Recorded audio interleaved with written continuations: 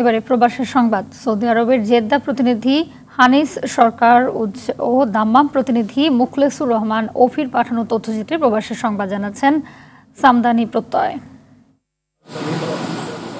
শেখ হাসিনার পদত্যাগের পরপরই সৌদি আরবে প্রবাসী কমিউনিটি নেতৃবৃন্দ, বিএনপি, জামাত সহ নানা দলের নেতাকর্মীদের অংশগ্রহণে সৌদি আরব জাতীয়তাবাদী চট্টগ্রাম ফোরাম গুলাইল, বিএনপি ও বরিশাল জাতীয়তাবাদী ফোরামের পক্ষ থেকে পৃথকভাবে মিষ্টি বিতরণ করা হয়।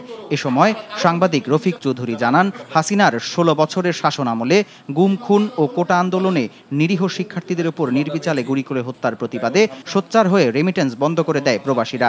এ সময় উপস্থিত ছিলেন মঈন চৌধুরী, সিআইপি কেফায়েতুল্লাহ চৌধুরী, মফিজুল আলম, খলিলুর রহমানের সভাপতিত্বে সাধারণ সম্পাদক মোহাম্মদ ইদ্রিস ও ফয়েজ আহমেদের যৌথ সঞ্চালনায়। এতে উপস্থিত ছিলেন রফিক চৌধুরী, মোহাম্মদ নোমান, আব্দুর রাজ্জাক, মহিউদ্দিন, মাহমুদুল হক মাহমুদ, ইয়াসিন, জসিমউদ্দিন সহ আরও অনেকে।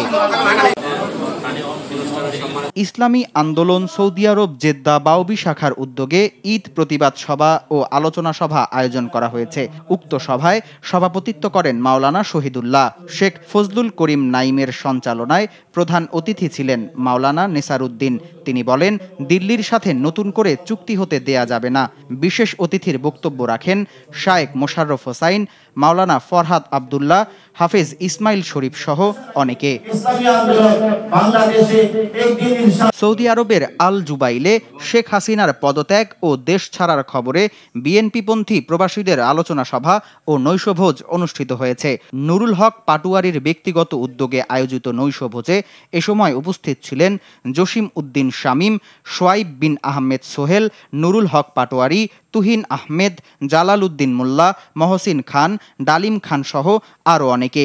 এ সময় বিএনপিপন্থী বহু সংখ্যক প্রবাসীরা উপস্থিত ছিলেন। সামদানি প্রত্যয়, RTV।